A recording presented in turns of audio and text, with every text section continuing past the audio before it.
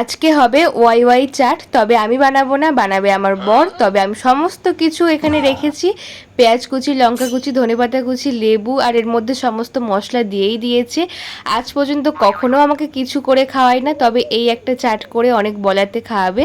তো যাই হোক, চলে একটা গল্প বলি। আমি যখন সিকিম গেছি, সিকিম থেকে বাড়ি ফেরার পথে আমার প্রচণ্ড শরীর খারাপ হয়ে গেছিলো, আমি জল পর্যন্ত খেতে পারছিলাম না। আর আমার চোখের সামনে এরা প্রত্যেকেই এই জিনিসগুলো গপ গপ করে খেয়ে যাচ্ছে, এত পরিমাণে এই জিনিসগুলো কিনেছে। আমি ভাবছিলাম হয়তো পাহাড়ি অঞ্চলেই হয়তো এই জিনিসগুলো বেশি পাওয়া যায়, আমাদের এখানে অতটা পাওয়া যায় না। তো ভাবছি এটা কেমন খেতে হবে, আমি তো খেতে পাচ্ছিলাম না। তবে একটা ফিরেছিল বাড়িতে এসে, ওটা আমি খেয়েছিলাম।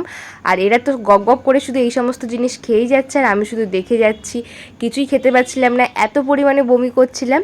দার্জিলিং গিয়ে কিন্তু এতটা অসুস্থ হয়নি, সিকিমে গিয়ে আমি এতটাই অসুস্থ হয়েছি। তো যাই হোক, আর পাহাড় ঘোরার আমার কোনো ইচ্ছা নেই, আমি অনেক ভুগেছি। আর আমি এখানে হ্যাংলার মতো বসে আছি ওয়াই ওয়াই চাট খাবো বলে। তা সমস্ত মশলা দিয়েছে, অনিয়ন অয়েল ছিল সেটাও দিয়েছে, লেবুর রস দিয়ে ভালো করে মেখে দিল। এই একটা মানুষ হয়তো কোনো রান্নাই পারে না, আমাকে কিছুই বানিয়ে খাওয়ায় না, সারা জীবন আমি শুধু বানিয়ে বানিয়ে খাওয়াই। তো চলো আমি টেস্ট করে বলি, সত্যি বলতে দারুণ হয়েছিল। দেখবে দুটো মানুষ কখনোই একই রকম হয় না, ক্যামেরা অন করার আগে দেখি এর মুড অন্যরকম, ক্যামেরা অন করলেই মনে হয় এর অ্যালার্জি হয়ে যায়। তো আমি কিন্তু ক্যামেরার সামনে থাকতে ভীষণ পছন্দ করি। তো যাই হোক, আজকের মিনি ব্লগ কেমন লাগলো এটা কমেন্ট করে